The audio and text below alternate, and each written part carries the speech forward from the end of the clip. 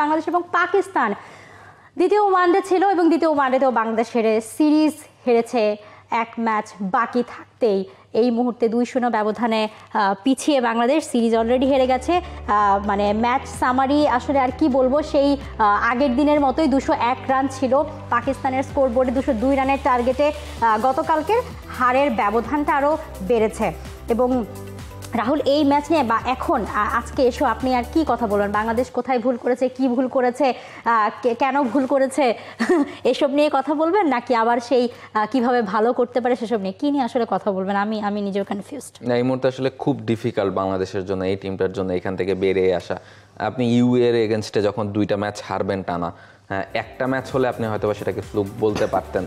এরপর পাকিস্তানের এগেনস্টে প্রথম 2টো ম্যাচই হারা এবং 2টো ম্যাচে পাকিস্তান 2টো ম্যাচেই 201 রান করেছে। এবং গতকালকের ম্যাচটার কথা যদি স্পেশালি বলি, ওয়ালটন বিএলডিসি ফ্যান খরচ বাঁচে 65% পর্যন্ত।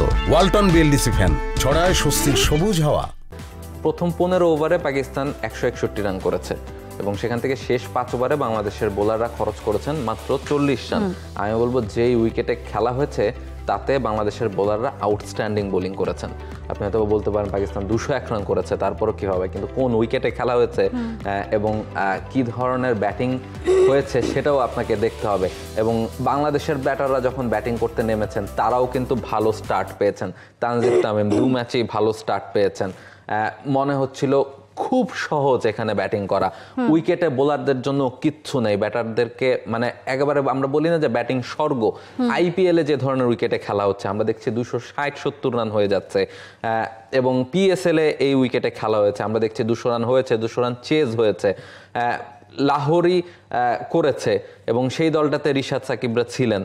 তারা জানেন এই উইকেটের বিহেভিয়ার কেমন এবং সেই জায়গাটা থেকে আমার মনে হয় যে ব্যাটারদের কি দায়টা নিতে হবে।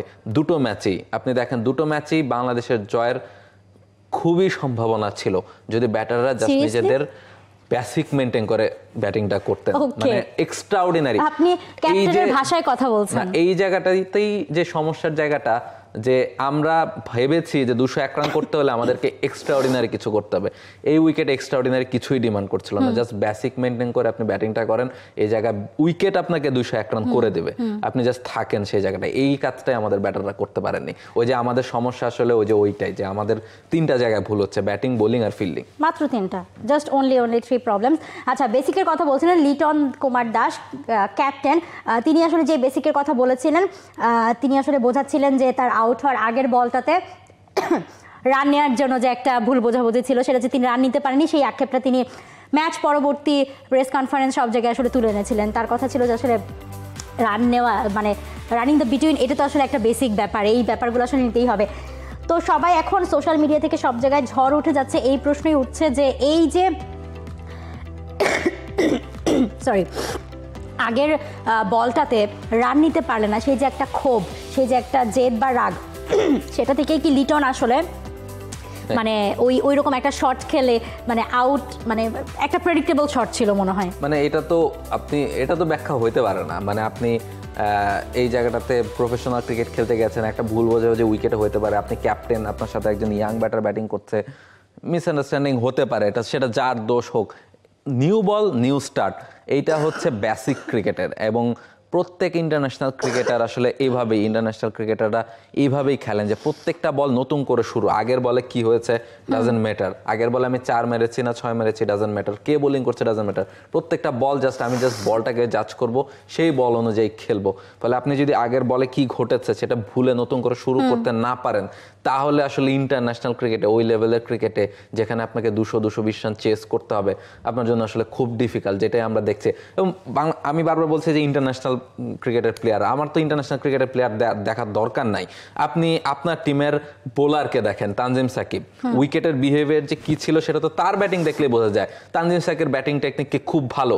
তিনি কি অলরাউন্ডারও? তিনি তো অলরাউন্ডারও না, তিনি মূলত একজন বোলার যিনি টুকটাক ব্যাটিংটা পারেন। তিনি যদি 30 বল থেকে 50 রান করতে পারেন, তার মানে উইকেট তাকে বলছে যে তুমি রান করো, তুমি মারো। আপনি আপনার ব্যাটাররা সেইটা ফলো করতে পারেননি। আপনার ব্যাটাররা দ্রুত কিছু একটা করতে গিয়ে বা এক্সট্রাঅর্ডিনারি কিছু একটা করতে গিয়ে জাস্ট নিজেদের উইকেটটা দিয়ে এসেছেন।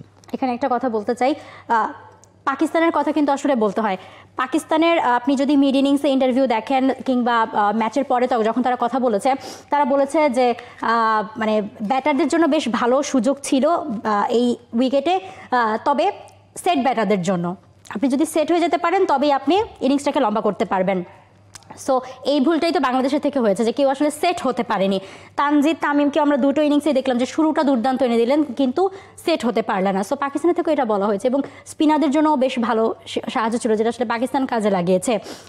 বাট এবং এই ম্যাচের আগেও প্রেস কনফারেন্সে লিটন বলেছেন যে আমাদের আসলে মানসিকভাবে পরিবর্তন আনতে হবে। ক্রিকেট শুধুমাত্র মাঠের খেলা না, মেন্টাল গেমও এটা। ঠিক সেইভাবে মানে মানে ম্যাচের পরেও একই কথা বলেছেন, কিন্তু ওই মাঝখানে মাঠে আসলে সেই মানসিক পরিবর্তনটা আদৌ আসলে দেখা যাচ্ছে না। এখন আসলে প্রশ্ন উঠছে যে সে ওই যে যেটা লিখেছিলাম, সব ভালো তার শেষ ভালো যার, মানে অন্তত আসলে হোয়াইট ওয়াশটা এড়িয়ে বাংলাদেশ আসলে ফিরতে পারে কিনা এটাই আসলে সময় বলে দেবে। For more updates, subscribe to our YouTube channel and click on the bell icon. Follow us on Facebook and Instagram. Download T-Sports app to enjoy exciting games and highlights. Visit tsports.com.